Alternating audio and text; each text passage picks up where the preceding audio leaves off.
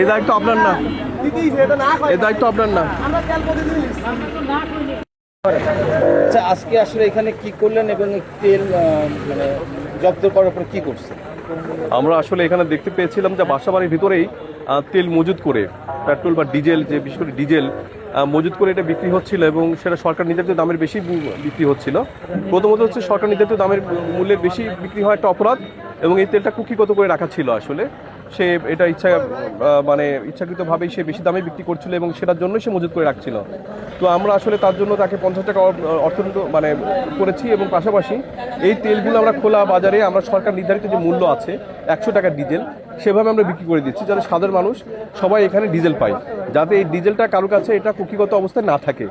তো এটাই আসলে আমরা এখনও পর্যন্ত এগুলো বিক্রি করছি, এবং পুরোটা বিক্রি হলেই আমরা আসলে এখান থেকে মুভ করব। ধন্যবাদ। পাচ্ছেন সরকার নির্ধারিত মূল্যে, আপনার কি মনে হচ্ছিল বলেন তো? আমরা খুব মানে আনন্দিত যে এইভাবে তেল পাওয়া যাচ্ছে। এখানে মনে হয় আমরা বেশি দামে কিনতাম, বুঝছেন, আগে নিত বেশি দাম।